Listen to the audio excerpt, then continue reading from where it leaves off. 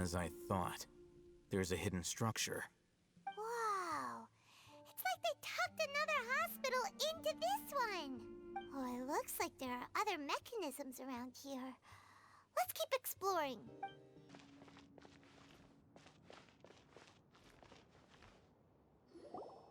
Huh? Look! There's someone over there! Good idea.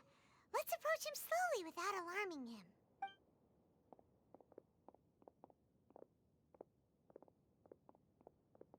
Wait.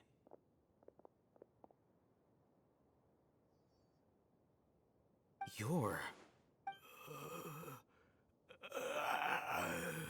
He can't speak, and his eyes are unfocused.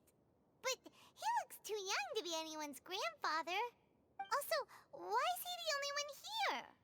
Didn't expect to see him here. You know him?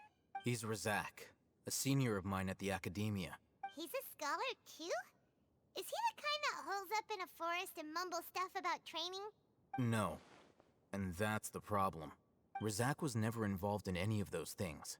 He never trained in the forest, let alone reach Satyavada life. Leaving that question aside for the moment, him being here alone means that we might be too late.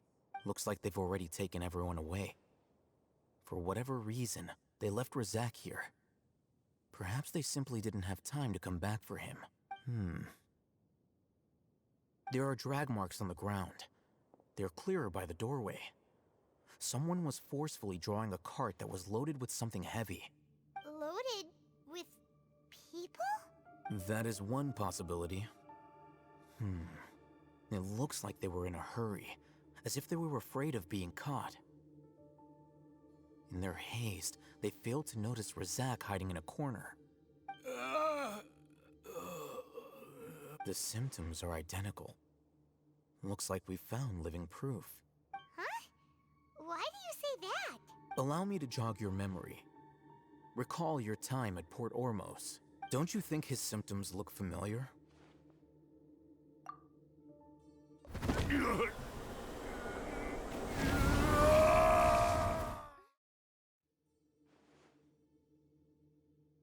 Oh, now that you mention it, they're acting the same way. Correct. The Akademiya is behind all of this. It isn't difficult to deduce their rationale. First, the Akademiya spread a false rumor of the Scarlet King's resurrection, emphasizing the role of the village keepers, the mad scholars who were exiled to Aru village. These rumors were all the persuasion that the radicals needed, and those based in Aru village leapt into action. Unbeknownst to them, of course, through rounding up the scholars, they were actually helping the Akademiya. As well as being able to exploit the radicals for their own ends, this scheme has one further advantage to the Akademiya. All the risks and responsibilities are offloaded onto the Scarlet King's followers. Life for the desert dwellers has been brutal ever since the Scarlet King's death all those years ago. Beneath the surface, feelings of desperation are widespread. Many would give everything they have for the prospect of something better. Anyone looking to exploit that for their own ends simply needs to make a few empty promises.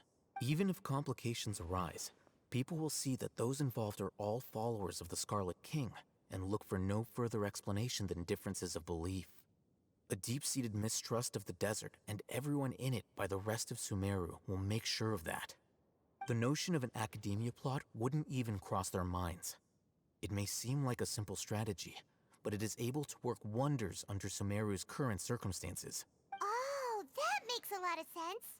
It's in line with the village chief's theory, too. But there's still one very important question. Wasn't it the Akademiya that brought the scholars to Aru village in the first place? Why does it want them back now? Throughout this process, one thing has changed. The scholars' identity. First, they were scholars. Then, they became lunatics. After that, they were exiles. And finally, they become missing persons. An exile is still patently a living, breathing human being. But when someone becomes a missing person, that is brought into question. If you can't find someone, you have no way of knowing what exactly happened to them. That makes missing people an ideal resource. Resource? For What exactly? One possibility is that the information in their brains could be extracted into knowledge capsules. Extracted? You mean canned knowledge comes from people's brains? With the technology of the Sumeru Akademiya, it's entirely possible. Perhaps the process caused them great suffering, which is why they cry out in the dead of night, when no one is watching them. So, the human brain... Nope, nah, Paimon doesn't want to think about this. I'm the Akademiya scribe, after all. I'm familiar with their projects. Anyway, judging by Razak's state, the contents of a divine knowledge capsule were extracted from his mind. But something went wrong in the process. Or perhaps his curiosity got the better of him, and he used such a capsule for himself. Paimon's a little confused. Can they just use anyone's brain?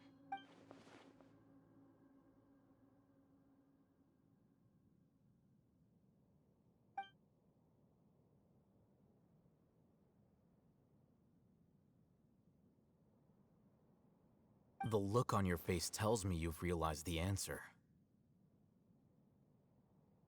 That's right.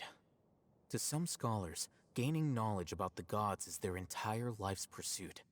Extracting canned knowledge is just one of the extreme measures they turn to.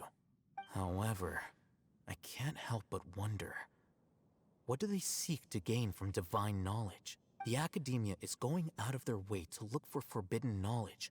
But what is their ultimate goal? I've spent quite some time trying to analyze the contents of the divine knowledge capsule, but to no avail. It seems like my way of thinking is too different from theirs.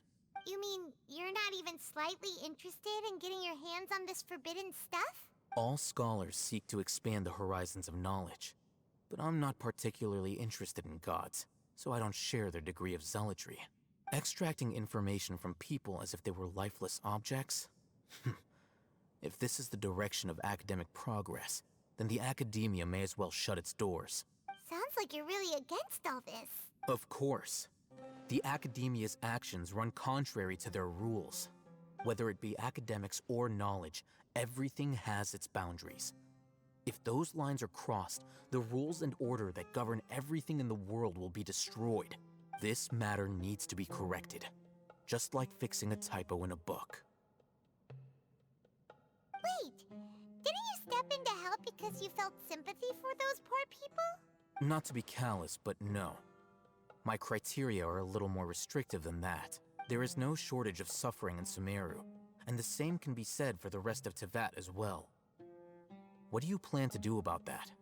Save every last person? Probably not. Paimon's not sure. You can say that. Simply put, I don't blindly place my faith into strength or heroism. I do what I want.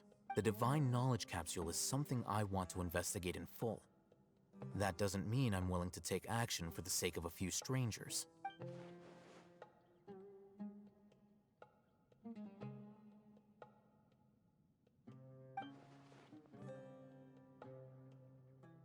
Paimon's been wanting to say this for a while. There are a lot of bad guys in the Akademiya, but you're not one of them. You're their weirdo. You're probably right. Though I must say, I quite enjoy this feeling of being the odd one out. Uniqueness is also an asset, is it not? Wow, that's a great way to think about it. Paimon's really impressed. If only Miss Shani had a similar mindset, her life would definitely be a lot easier. I'm just a more likable person than her in general.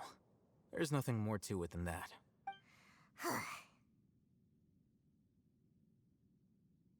He won't last long if we leave him here. Let's take him with us. We'll work out our next step after we return to Aru Village.